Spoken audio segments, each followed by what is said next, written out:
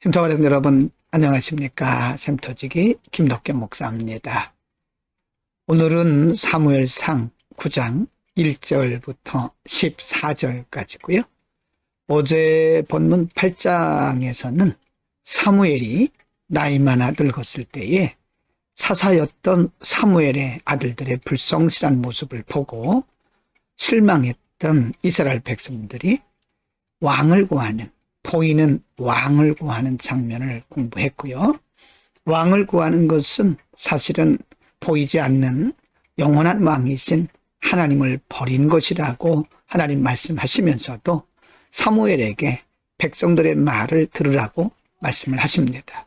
그리고 오늘 본문에서는 하나님께서 보이는 왕, 이스라엘 백성들이 원하는 대로 보이는 왕을 세우기 위해서 사람을 정하고 또 사람을 찾고 부르시는 장면 볼 수 있습니다. 9장 1절부터 4절에서는 베냐민 지파 기스라고 이름하는 사람, 그 아들들 중에서 특별히 사울이라고 하는 사람을 예선하시는 장면인데요. 가정에서 일어났던 일을 상세하게 기록을 하고 있습니다. 1절. 베냐민 지파에 기스라 이름하는 유력한 사람이 있으니 그는 아비엘의 아들이요 스돌의 손자요 베고라스의 증손이요 아비야의 현손이며 베냐민 사람이더라. 2절. 기스에게 아들이 있으니 그의 이름은 사울이요 준수한 소년이라. 이스라엘 자손 중에 그보다 더 준수한 자가 없고 키는 모든 백성보다 어깨 위만큼 더 컸더라. 3절입니다. 사울의 아버지 기스가 암나기들을 잃고 그의 아들 사울에게 이르되 너는 일어나 한 사원을 데리고 가서 암나기들을 찾으라 하매. 4절. 그가 에브라임 산지와 살리사 땅으로 두루 다녀보았으나 찾지 못하고 살림 땅으로 두루 다녀보았으나 그곳에는 없었고 베냐민 사람의 땅으로 두루 다녀보았으나 찾지 못하니라.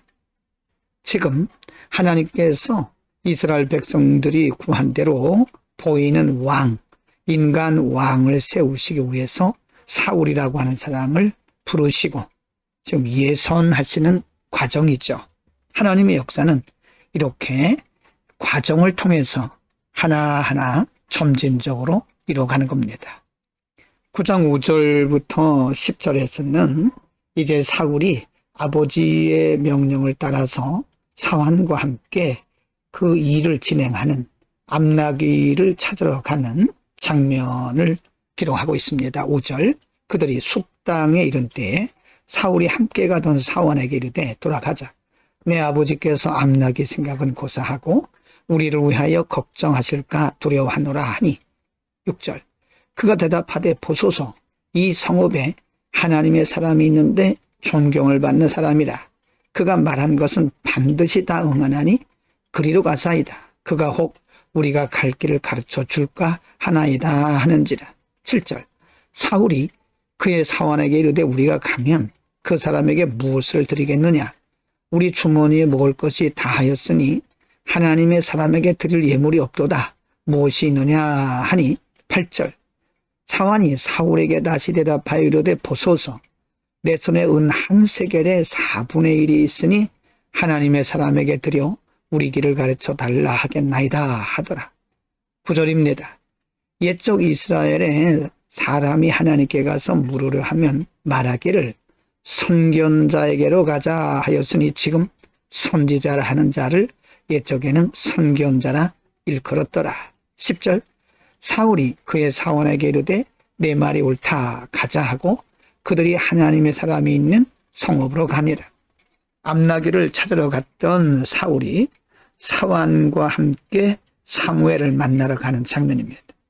사실은 하나님께서 계획하신 일을 이루시기 위해서 하나님이 사울과 그 일행을 사무엘에게로 데려오시는 장면입니다. 9장 11절부터 14절에서는 사울과 사무엘이 점진적으로 만나가는 장면을 볼 수가 있습니다. 11절. 그들이 성읍을 향한 비탈길로 올라가다가 물길으로 나오는 소녀들을 만나 그들에게 묻되 선견자가 여기 있느냐 하니. 12절. 그들이 대답하여 이르되 있나이다 보소서. 그가 당신보다 앞서갔으니 빨리 가소서.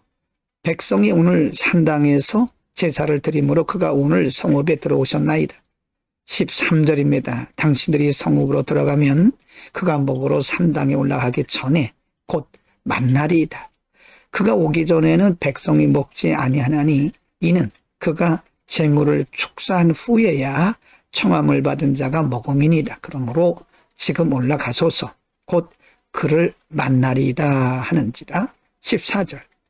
그들이 성읍으로 올라가서 그리로 들어갈 때에 사무엘이 마침 산당으로 올라가려고 마주 나오더라. 점진적으로 사울과 사무엘이 만나고 있는 모습이죠. 한 번에 이루지 아니하고 하나님의 역사는 이렇게 점진적으로 진행이 됨을 볼 수 있습니다. 오늘 본문에서는 하나님께서 백성들의 요구대로 보이는 인간 왕을 세우시기 위해서 사울이라고 하는 사람을 예선하시고 부르시는 장면을 상고했습니다. 하나님께서 계획하신 일을 이루시는데 사울이 등장을 하고 사무엘이 등장을 하고, 그러나 일들이 신속하게 이루어지는 것이 아니라 하나님이 점진적으로 과정을 통해서 이루어가는 것을 볼 수 있습니다.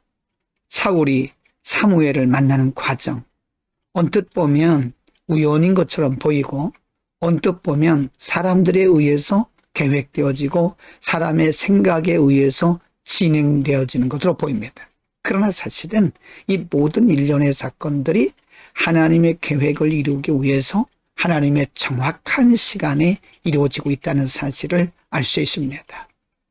우리 인생 여정 가운데 일어나는 모든 일들이 우연이 아닙니다.